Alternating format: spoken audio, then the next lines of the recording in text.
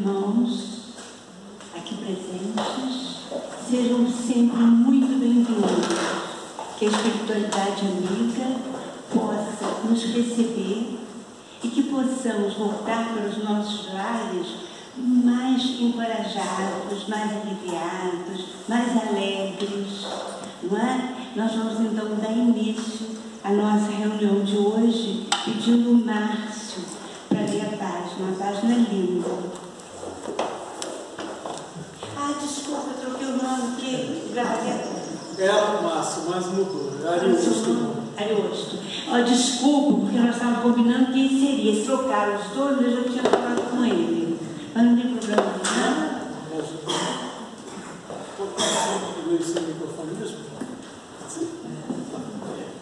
Boa tarde. Do livro Sinal Verde, pelo Espírito André Luiz, médium Francisco Cândido Xavier, a mensagem 34, sugestões no caminho. Lamentar-se por quê? Aprender sempre, sim. Cada criatura colherá da vida não só pelo que faz, mas também conforme esteja fazendo aquilo que faz. Não se engane com falsas apreciações acerca de justiça, porque o tempo é o juiz de todos. Recorde, tudo recebemos de Deus, que nos transforma ou retira isso ou aquilo, segundo as nossas necessidades. A humildade é um anjo mudo. Tanto menos você necessite, mais terá. Amanhã será sem dúvida um belo dia, mas para trabalhar e servir, renovar e aprender, hoje é melhor. Não se iluda com a suposta felicidade daqueles que abandonam os próprios deveres, de vez que transitoriamente buscam fugir de si próprios, como quem se embriaga para debalde esquecer. O tempo é ouro, mas o serviço é luz. Só existe um mal a temer, aquele que ainda existia em nós, exista em nós. Desculpa. Não parar na edificação do bem, nem para colher os louros do espetáculo, nem para contar as pedras do caminho. A tarefa parece fracassar? Siga adiante, trabalhando, que muitas vezes é necessário sofrer a fim de que Deus nos atenda à renovação. Eu esqueci de falar, por favor, lembrem de silenciar o celular ou desligar, tá? Vamos fazer a prece. Jesus, Mestre querido, aqui estamos mais uma vez reunidos em Seu nome. Agradecido, Senhor, pela oportunidade, agradecido por essa doutrina que nos encoraja, que nos faz o dia a dia melhor, que possamos seguir a nossa caminhada. Mestre querido, neste momento lembramos em hospitais onde tem tanta gente sofrendo, que eles recebam um bálsamo, que eles possam, Senhor, receber da espiritualidade coragem, ânimo, para passar por mais essa transição. Mestre querido, nós não temos muito para pedir, temos muito e muito para agradecer. Que a sua luz divina se estenda sobre toda a humanidade, Senhor, dando, Senhor, a cada um dias melhores, dando, Senhor, reconforto espiritual. Que a sua paz, Mestre, nos envolva agora e sempre. Que assim seja. Sim, seja. Nós vamos agora ouvir a Neuza. Ela vai fazer a palestra hoje. Você vai anunciar o teu tempo. Já está ali, tá?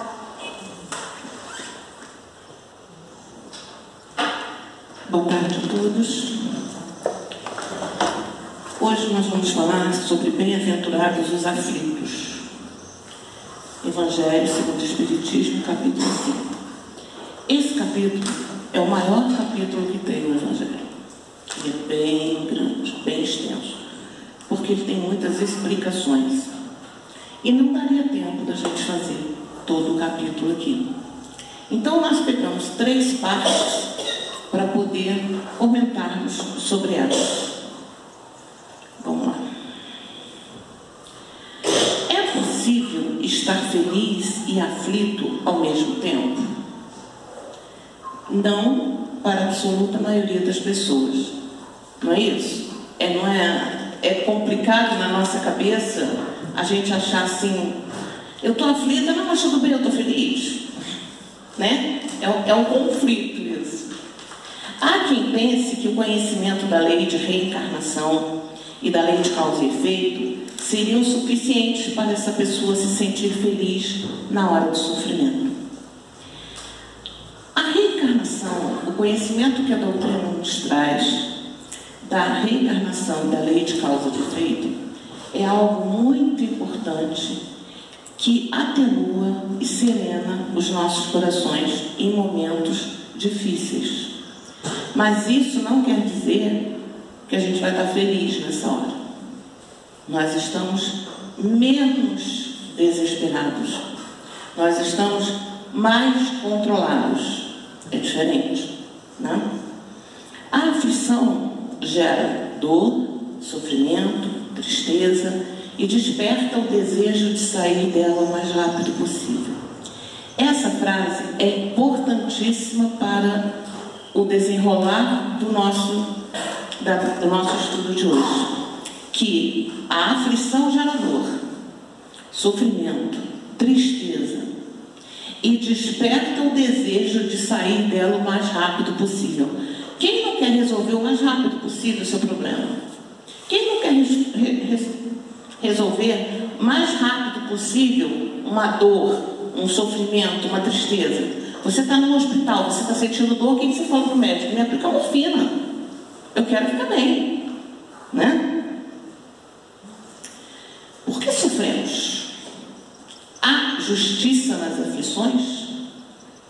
Quais as suas causas? Esse porquê sofremos é bem interessante porque muitas vezes a gente faz essa pergunta. Há pouco tempo eu perdi, entre aspas, né? Uma amiga desencarnou e ela teve um problema com um câncer de 6 meses. Do que descobriu, tratou, fez químio, desencarnou. E nós fomos visitá-la várias vezes, eu e mais 2 amigas. Na primeira vez que nós chegamos lá, ela não era espírita. Primeira vez que nós chegamos lá, a primeira pergunta que ela fez para a gente foi: por que comigo? E a gente às vezes se pega fazendo essa pergunta: por que comigo? Mas não é essa pergunta que Jesus nos ensinou que a gente tem que fazer. É o que eu tenho que aprender com isso. Porque não é por que comigo. Por que comigo seria diferente, com ela não? Ela não é tão filha de Deus quanto eu? O pai não é nosso? Ele não é padrasto de ninguém? Então, né? A fé no futuro pode consolar e infundir paciência, mas não explica essas anomalias que parecem desmentir a justiça de Deus. Então, quer dizer, a gente tem fé no futuro. E isso faz com que, se eu tenho fé, eu tenho que ter um pouco de paciência, porque essa dor vai passar, né? Mas mesmo assim parece, na hora do sofrimento, na hora da dor, na hora da agonia, parece que Deus é injusto.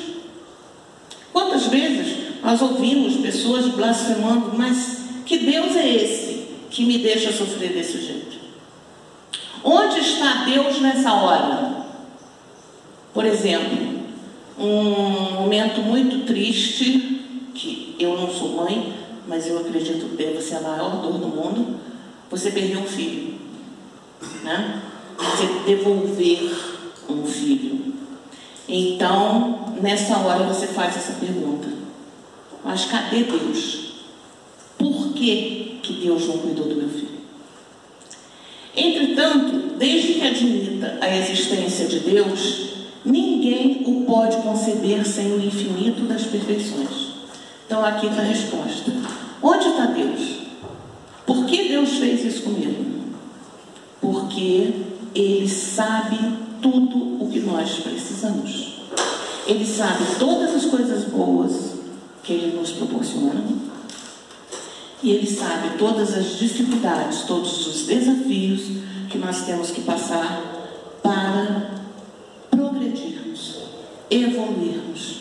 Porque através de uma dor, muitas vezes é a hora que a gente consegue visualizar de uma outra forma melhor algo lá na frente. Ele é todo o poder, toda a justiça, toda a bondade, sem o que não seria Deus. Mas como Deus é justo, justo há de ser estas causas. Se Deus é justo e bom, por que sofrem uns mais do que os outros?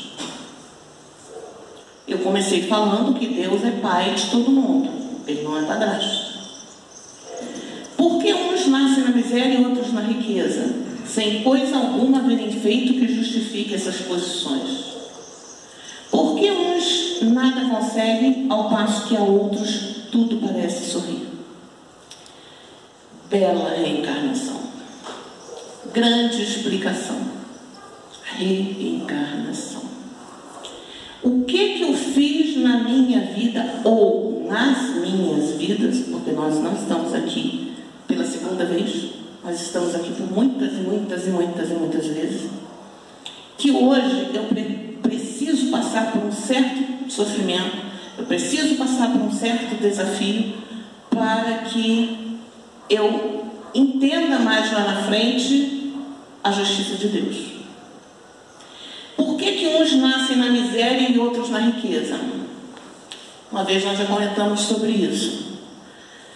Provas e expiações.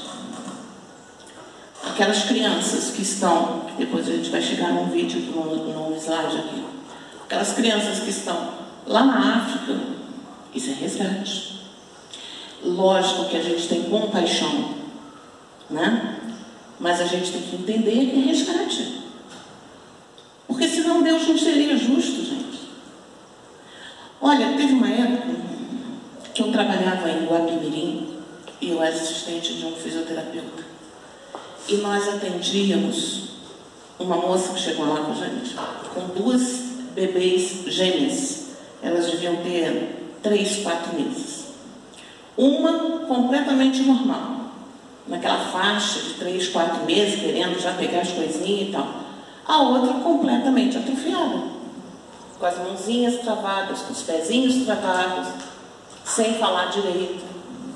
Gêmeas. Feitas no mesmo útero, na mesma hora. Então, é mais um motivo da explicação da reencarnação.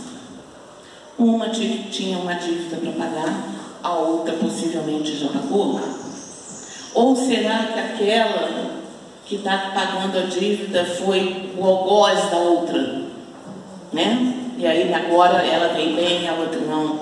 Então assim, são coisas que a gente não consegue saber. A gente só sabe que a grande explicação está na reencarnação. O que menos se compreende é que os bens e os males sejam tão desigualmente repartidos entre o vício e a virtude, e que os homens virtuosos sofram ao lado dos maus que prosperam. Interessante esse texto também. Por quê? Nós temos que ver aqui. Compreende é que os bens e os males sejam tão desigualmente repartidos entre o vício e a virtude. Então, você pega uma pessoa extremamente bondosa dentro da sua família e pega outra pessoa extremamente egoísta, viciada em álcool, em drogas, em qualquer coisa ilícita, na mesma família. E aí, os homens que são virtuosos têm que sofrer ao lado daqueles que mal prosperam. Questão de Livro dos Espíritos, Evangelho, explicação sobre família, sobre laços de família. Normalmente, não é regra, a gente quando faz o plano reencarnatório, a gente é programado para reencarnar numa determinada família que já conhecemos. Então, um vem marido, outro esposo, outro filho, outro nora, outro genro, né? A gente vem ali naquele meio que a gente já conhece, até mesmo para parar as arestas. Mas a bondade de Deus é tão grande que tem horas que tem um espírito assim, espírito de porco, sabe assim? Um espírito que tem que pegar no tronco, que ele não quer ir. Aí o que o plano reencarnatório faz? Pega esse espírito e bota dentro dessa família. Por quê? Porque a família já está organizada. Ela tem arestas para parar, mas ela está organizada. Aí pega esse espírito e bota dentro dessa família. 2 motivos. O do espírito de aprendizado. O que é uma família? Como é ter uma família? Segundo aprendizado, para a família: paciência, resignação, resiliência. Por que eu tenho uma ovelha negra na família? Porque é na sua família que essa ovelha negra vai deixar de ser negra. Porque é na sua família que vocês têm que aparar e ajudar a galgar essa ovelha negra. Por isso eles vêm. Então, é isso que está aqui. Porque os virtuosos sofrem e que os homens virtuosos sofram ao lado dos maus que prosperam. Por quê? Precisou de estar nessa família. Aí nós vamos falar, como eu disse, o capítulo é muito grande, nós vamos falar sobre origem das aflições. Então nós vamos falar das causas da vida presente e de vidas anteriores. Causas atuais das aflições. Quantos homens caem por sua própria culpa? Quantos são vítimas de sua imprevidência, de seu orgulho e de sua ambição? Quantos se arruinam por falta de ordem, de perseverança, pelo mau proceder ou por não terem sabido limitar seus desejos? Vamos comentar pelo menos esses 3. Homens que caem por sua própria culpa. Orgulho.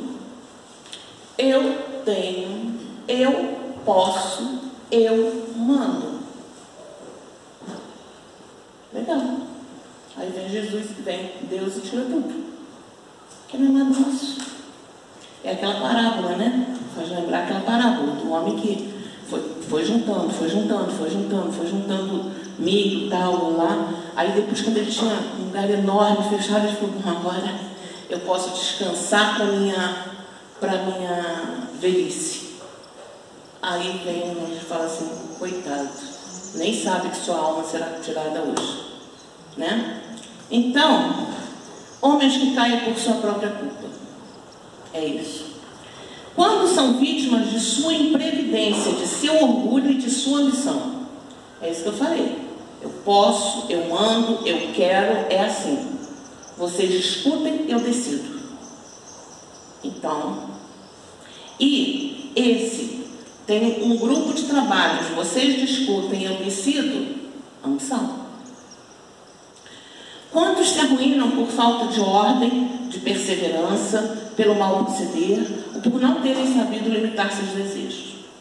Aqui, às vezes, a gente pode pegar uma pessoa assim, como exemplo. Uma pessoa que herdou alguma coisa e, por não ter vivido como eu vou dizer? Por exemplo, vamos dizer que ele herdou uma fábrica, mas ele não conhece o dia a dia daquela fábrica. Então ele não tem ordem para trabalhar, ele não sabe perseverar naquilo, ele não sabe, ele vai mal proceder porque ele não entende daquilo e vai começar a gastar, porque ele acha que ele é dono e ele pode. E aí vem a causa das aflições atuais, que daqui a pouco ele não tem nada, né? Seguindo, quantas uniões desgraçadas porque resultaram de um cálculo de interesse ou de vaidade e nas quais o coração não tomou parte alguma? Quantos casamentos, né? Quantos amores pelo dinheiro, pelo poder. Quantos? Quantos casais que casam com o trabalho, com a função, com a diretoria, com o presidencialismo do esposo? Não casam com ele, casam com o poder que ele tem. E aí, uniões desgraçadas, né? Quantas dissensões, divergência de opiniões e funestas disputas se teriam evitado com um pouco de moderação e menos suscetibilidade? Isso a gente pode dar exemplo novamente de uma fábrica, como eu falei. Quantas vezes a pessoa tem divergências de opiniões?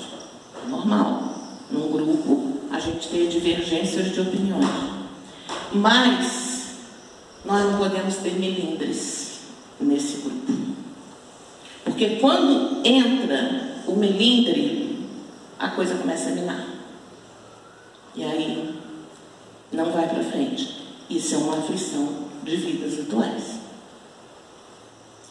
Quantas doenças e enfermidades decorrem da intemperância e dos excessos de todo gênero? Álcool, droga, sexo. Quantas doenças, né? Um excesso dessas coisas causam enfermidades. Esse é bem interessante. Eu não sei se é porque eu não tenho filho, quando eu tenho que falar de filho, de pai, de mãe, eu acho uma delícia. Quantos pais são infelizes com seus filhos porque não lhes combateram desde os princípios as más tendências, por fraqueza ou indiferença? Deixaram que neles se desenvolvessem os germes do orgulho, do egoísmo e da tola vaidade, que produzem a secura do coração. Depois, mais tarde, quando colhem o que semearam, admiram-se e se afligem com a ingratidão de que são tratados. Isso é muito mais comum do que podemos imaginar. Esse texto está no Evangelho, 1867. Essa é o Evangelho. 1867. Parece que Kardec escreveu ontem, né? Pra gente. Pra gente não, é nossa mãe. Para as mães e para as avós e para os pais e para os avós que ficam assim: não pode cair, tem que segurar, não, vai bater o dentinho, não, eu hoje não posso porque eu tenho que levar meu filho, meu neto no inglês, no balé, no judô, não sei o que, e você não tem vida própria, porque tudo está em função daquela criança. E aí a criança quer um brinquedo, tá, a criança quer um celular, beleza, né? Para a mãe poder fazer as coisas. Toma, bebê, o celular. Fica com ele. E aí, isso vai gerando orgulho, egoísmo, vaidade na criança. Nós estamos lá na criança. Aí, quando chega aquele jovem que vai para segundo grau aí de colégio, vem aquele jovem rebelde. Aí quando vai para a faculdade, acha que é dono do mundo. Não é, ele é só filho do dono. Mas ele acha que é dono do mundo. E aí a velhice chegou para os pais. E quando os pais estão velhos, que já estão lá naquela sua casinha simplesinha, ou então muitos outros até nem já sem a casa, em asilos, né? Ai, eu sinto tanta dor que meu filho é tão ingrato comigo por ver ele. É a cara pálida. O que você plantou para ele vir te ver hoje de noite? Agora essa sua velhice. Então, mão na consciência, né? Plantação, colheita. Interroguem friamente suas consciências. Todos os que são feridos no coração pelas vicissitudes e decepções da vida. Remontem passo a passo a origem dos males que os torturam e verifiquem se as mais das vezes não poderiam dizer: ah, se eu houvesse feito, ou deixado de fazer tal coisa, não estaria em semelhante condição. Ah, se eu tivesse cuidado daquela hora. Ah, se eu tivesse dito não naquela hora. Ah, se eu não tivesse dado o celular naquela hora. Né? Aqui na Revista Espírita de 1863, Kardec coloca um trechinho que nós achamos interessante. Por vezes, a falta não se acha nesta vida. Então, acusa-se a justiça divina de Deus. Nega-se a sua bondade. Duvida-se até da sua existência. Aí está a prova mais escabrosa: a dúvida sobre a divindade. Quem quer que admita um Deus soberanamente justo e bom, deve dizer que só agirá com sabedoria, mesmo naquilo que não compreendamos, e que se sofremos uma pena, é porque o merecemos. É, pois, uma expiação. Pela reencarnação, o Espírito levanta completamente o véu sobre o qual esta questão deixava obscuridade. Nós já comentamos sobre provas e expiações, né? No início. Nós já comentamos sobre a justiça de Deus para que a gente plante o que a gente quiser, e a misericórdia dele para que a gente colha o que a gente plantou. Então, aqui nesse trecho da Revista Espírita, Allan Kardec traz isso. Pela reencarnação, o Espiritismo levanta completamente o véu sobre o qual esta questão deixava obscuridade. Porque o que acontece? Quando nós estamos do lado de lá, no plano reencarnatório, a gente fala assim: não, você vai fazer isso, tá? Você vai receber fulano como marido, tá? Você vai receber cicrano como filho, tá? Tudo certo, assina o contrato. Aí você assina. Aí você vem. Quando você chega aqui, você chega com o véu do esquecimento. E aí você começa a pegar atalho. Eu não quero isso não. Eu não quero esse marido não. Eu não quero essa mãe não. Eu não quero esse filho não. E aí vai. Aí depois, quando a gente volta, que a gente pega aquele contrato que a gente assinou, a gente fala assim: ah, e agora? Eu só piorei a minha situação, né? Agora vamos ver as causas anteriores das aflições.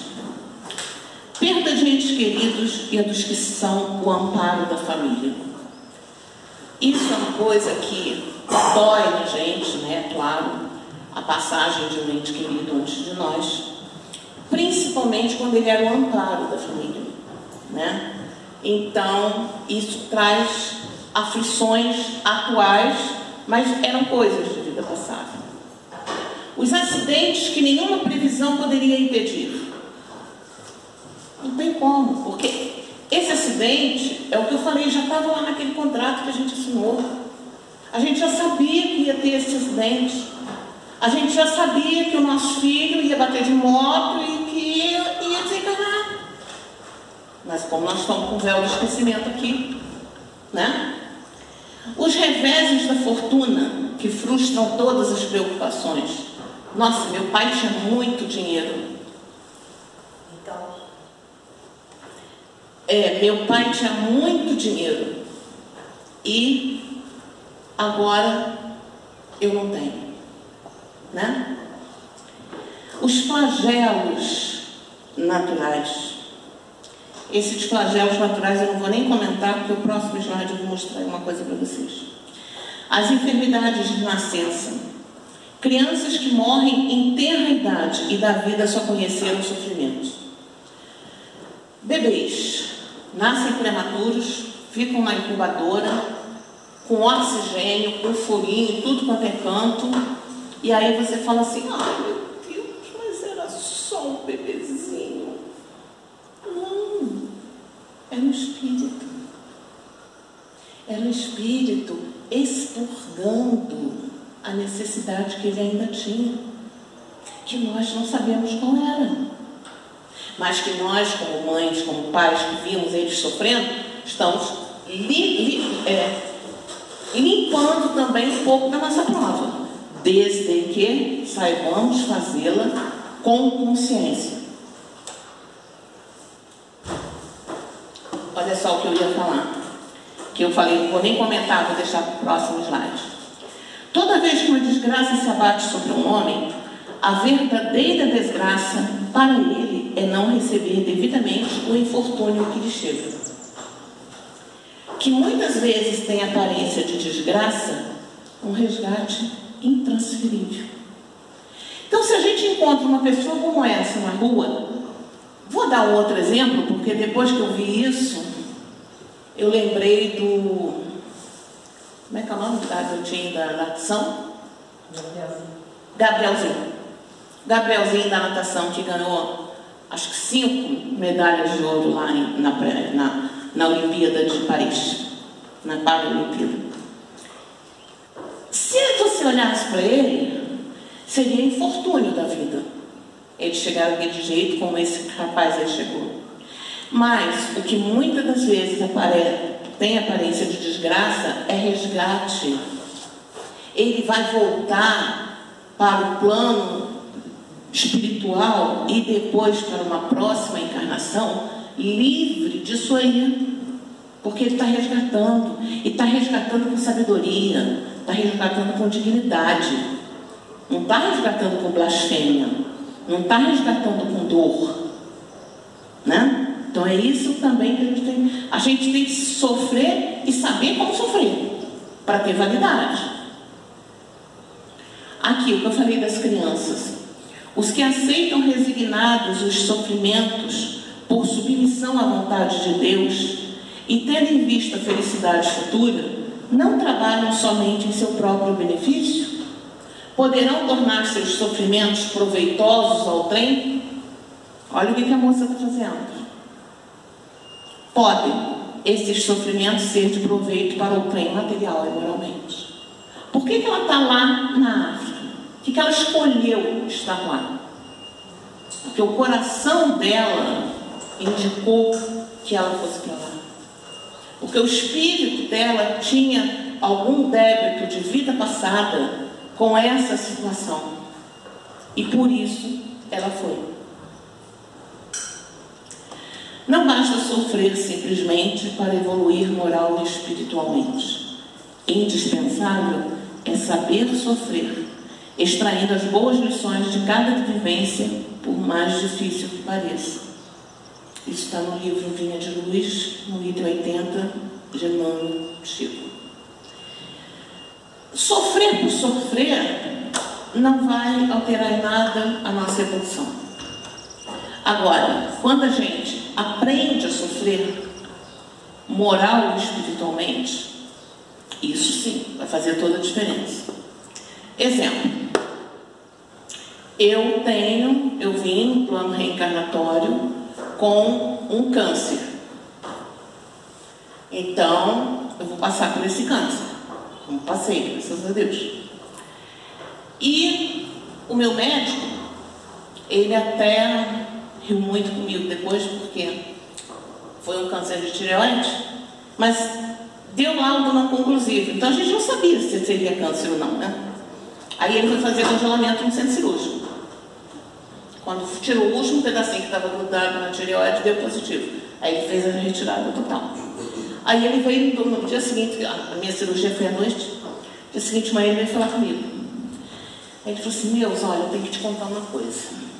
Aconteceu isso, assim, assim, assim, eu fui tirando filete por filete, deu negativo, no último deu positivo, eu tive que fazer uma retirada total da sua tireoide, tudo bem? Mas deu um carcinoma, blá, blá, blá, blá, blá, blá, blá, blá, blá, aqueles nomes médicos que eles usam, né? Aí ele falou assim: Neuza, preste atenção, eu estou falando que você está com câncer. Eu falei: não estou mais. Você já tirou? Agora eu quero saber o que eu faço daqui para frente. Porque o câncer estava comigo até ontem, antes da cirurgia. Agora não mais.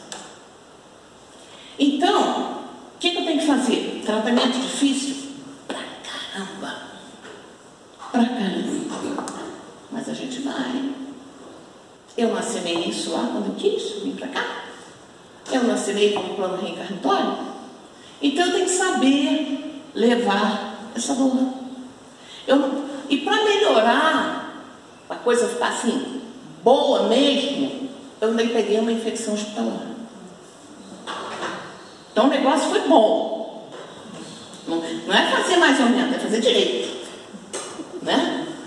Então, quando a gente extrai boas lições de vivências, a gente retorna para o nosso plano espiritual com aquilo, conseguimos passar uma borracha nesse problema.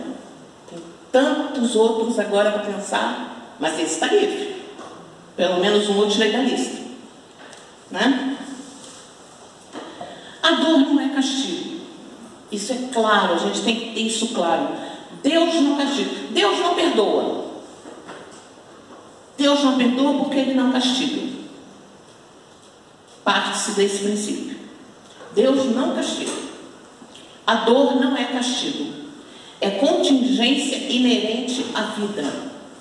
É para a restauração e o progresso individual ou coletivo. É uma dor que a gente tem que passar, ou individualmente, ou no coletivo. Mas é para restauração e ida para o progresso. Né?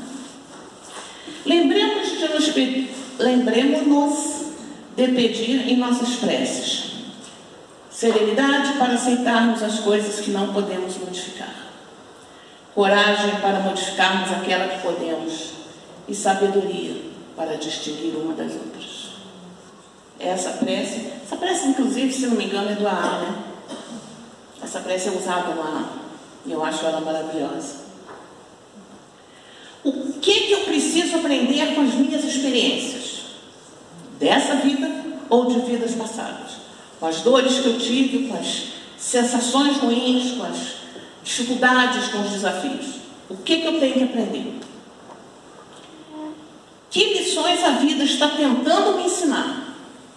Porque a cada segundo é um ensinamento. E se nós estivermos atentos, nós vamos pescar esse ensinamento. Muitas vezes a gente ora, pede. Deus não faz o que eu peço. Ele faz. Mas você calou o seu coração para você escutar a resposta dele? Você prestou atenção nas pessoas que cruzaram à sua volta, que com certeza era a solução do pedido que você fez? Você já parou para pensar que muitas vezes você é o socorro da oração de alguém? Você encontra uma pessoa na rua, fulano, que abraço gostoso. Aí quando a pessoa sai, ela fala assim, meu Deus, eu precisava tanto de um abraço, eu te pedi hoje um abraço e encontrei. E a gente não sabe. A gente não sabe se a gente é a solução do pedido de alguém. Né? E o que eu preciso modificar na minha vida? O que eu preciso modificar? O que eu posso mudar? Porque o tempo de mudar é agora. Daqui a 1 minuto é futuro. Então vamos mudar agora. Peraí, deixa eu voltar aqui.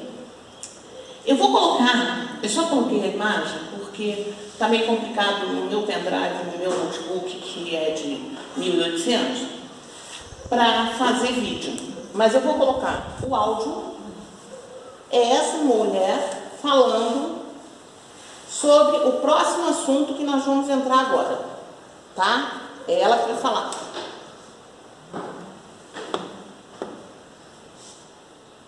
Comparação. Esses dias eu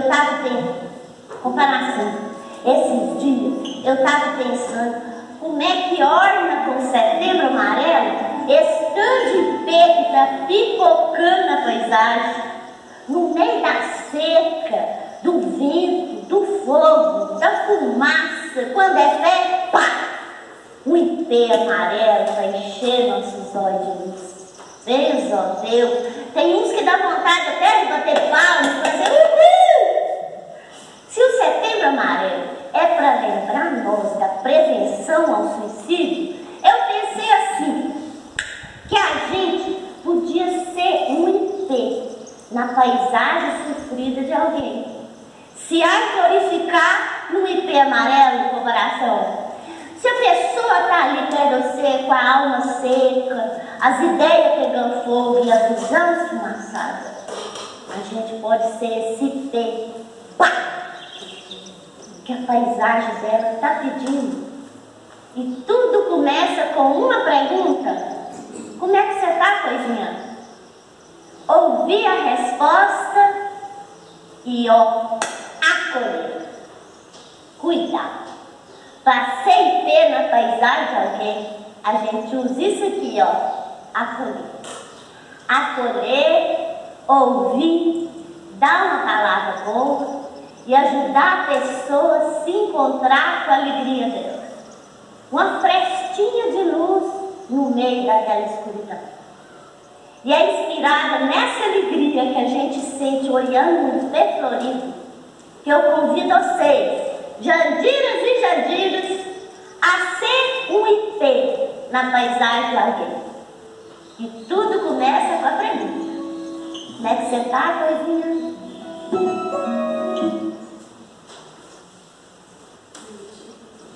E agora nós vamos entrar nesse último trechinho da nossa lição do capítulo 5, que é o suicídio e a loucura. Questão do Livro dos Espíritos, 944. Tem o homem o direito de dispor de sua própria vida? Não. Só a Deus assiste esse direito. O suicídio voluntário importa uma transgressão dessa lei. Não é sempre voluntário o suicídio? O louco que se mata não sabe o que faz. Então, não é sempre voluntário, né? Porque a resposta está aqui: o louco que se mata não sabe o que faz. Na questão 946, Kardec pergunta: e do suicídio cujo fim é fugir aquele que o comete às misérias e às decepções deste mundo? Pobres espíritos que não têm a coragem de suportar as misérias da existência. Deus ajuda os que sofrem e não aos que carecem de energia e coragem. As tribulações da vida são provas e expiações. Quando eu li esse trecho, me fez lembrar uma historinha pequenininha de um homem que estava andando com o seu mestre num caminho deserto, e tinha um homem com o pneu do carro furado, mas estava lá encostado assim no carro, esperando que alguma coisa acontecesse. Aí veio o mestre e o rapaz perguntou: mestre, nós vamos ajudá-lo? Ele: não, vamos embora. E foram, seguiram o caminho. Daí mais à frente tinha outro carro, outra pessoa com o pneu furado. Mas só que ele estava fazendo uma força para tentar trocar o pneu, mas ele sozinho não conseguia, mas ele estava fazendo uma força. Aí o mestre falou assim: vamos ajudá-lo? Aí o rapaz ficou: ué. Aí ajudou, trocou o pneu e foi.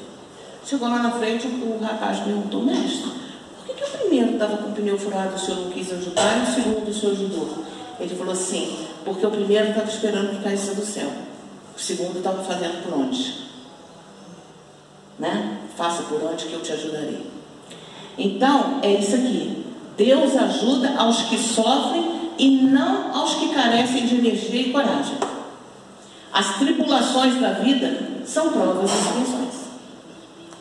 Felizes os que as suportam sem se deixar, sem se queixar, porque serão recompensados. Aí, porém, daqueles que esperam a salvação, do que na sua impiedade chamam acaso ou fortuna.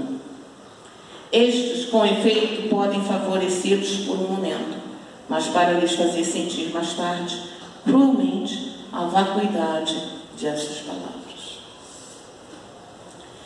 Que o homem se mate ele próprio, ou faça que outrem o mate, seu propósito é sempre cortar o fio da existência, há, por conseguinte, o suicídio intencional, se não de fato. Ele tem intenção de fazer, mas ainda não fez. É ilusória a ideia de que a sua morte servirá para alguma coisa. É aquela pessoa que acha que eu vou morrer, pronto, vai ser a solução de todos os problemas. Não. E quem tenta suicídio, ele não quer morrer, ele quer acabar com o problema. Isso não passa de pretexto para colorir o ato e escusá-lo aos seus próprios olhos. Quer dizer, ele acha que aquilo ali é um ato que ele vai solucionar todos os seus problemas, né? Mas buscar a morte com premeditada intenção, expondo-se a um perigo, ainda que para prestar serviço, anula o mérito da ação. Então aqui ele diz o seguinte, que eu estou premeditando o meu suicídio. Aí tem uma casa pegando fogo, tem uma criança lá dentro. Eu vou entrar, vou salvar a criança, mas vou ficar. Isso é suicídio? É. Porque ele premeditou prestar o serviço para poder se suicidar. Aí anula o mérito da ação dele ter socorrido a criança, por exemplo. Na questão 947, pode ser considerado suicida aquele que, a braços com a maior penúria, se deixa morrer de fome? É um suicídio, mas os que lhe foram causa, ou que teriam podido impedi-lo, são mais culpados do que ele, a quem a indulgência espera. Então, se tem pessoas que poderiam ajudar, poderiam fazer algo diferente, e que não fizeram, são culpados também.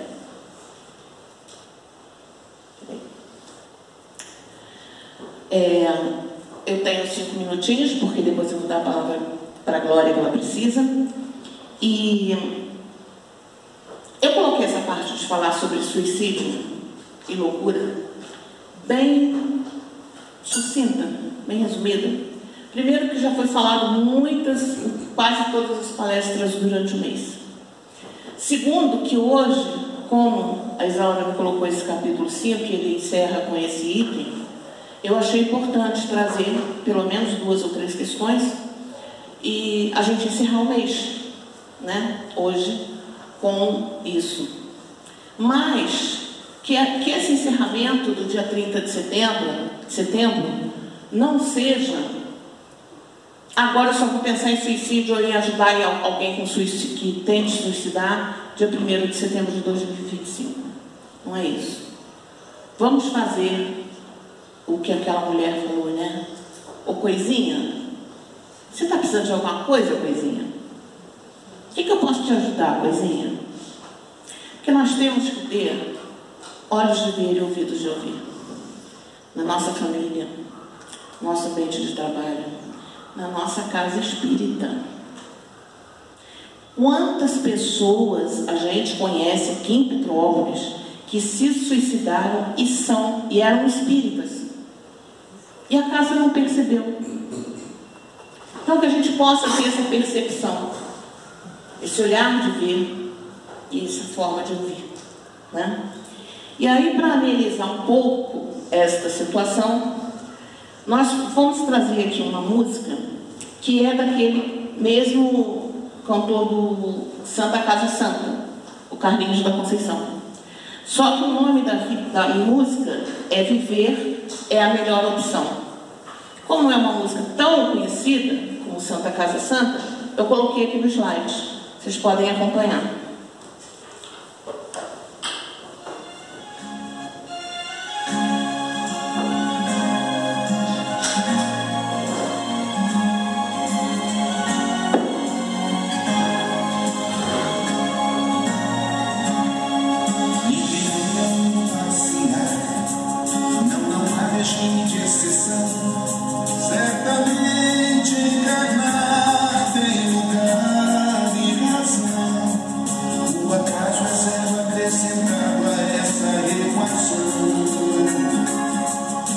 O acaso é acrescentar essa ligação.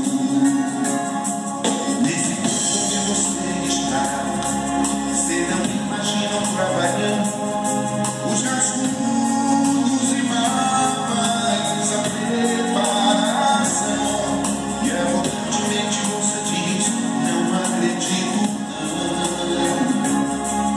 E arrogantemente a gente diz: não acredito não. Ninguém foge pra responsabilidade e te ilusão que andou submetendo na verdade o próprio coração. Concedendo a ilusão da morte, tenebroso e capital castigo. E aí matamos, nos suicidamos. Meu Deus, que perigo! Viver é a melhor opção. Somos todos aprendizes. Não se turbe o vosso coração. Amigo, tenha fé. Não se entregue não. Vida depois da vida, questão de dimensão. Viver é a melhor opção. E se algo na canção te toca, de comigo esse refrão. Sei que sou imortal, não vou pagar pra ver o preço desse engano, pois morrendo irei me ver. Enganado neste mundo onde você está, você não imagina trabalhando os rascunhos e mapas, a preparação. E arrogantemente você diz: não acredito não. E arrogantemente a gente diz: não acredito não. Concedendo a ilusão da morte, tenebroso e capital castigo. E aí matamos, nos suicidamos. Meu Deus, que perigo! Viver é a melhor opção. Somos todos aprendizes. Não se turbe o vosso coração. Amiga, tenha fé. Não se entregue não. Viva depois da vida, questão de dimensão. Viver é a melhor opção. E se algo na canção te toca, de comigo esse refrão. Sei que sou imortal, não vou pagar pra ver o preço desse engano, pois morrendo irei me ver. Sei que sou imortal, não vou pagar pra ver o preço desse leve engano, pois morrendo irei me ver.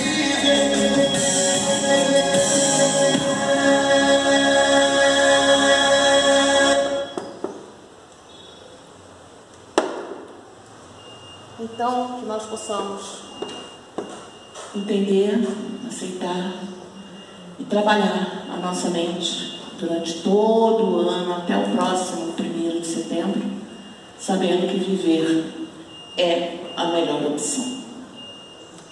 Que a paz de Jesus possa permanecer em nossos corações. Obrigada.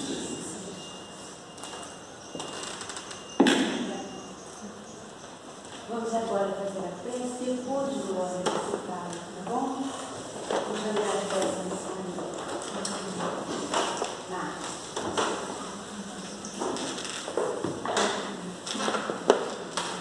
Vamos elevar o nosso pensamento ao alto. Conversamos com Jesus. Jesus, mestre amado, querido, sabeis da necessidade de cada um aqui. Que eles possam, Senhor, nessa dimensão maravilhosa que é aberta nesse momento, em nossa casa, aqueles que estão necessitados das dores do corpo ou da alma, possam ser, Senhor, apaziguados e que possam receber essa luz divina, a qual o Senhor oferta a todos aqueles que o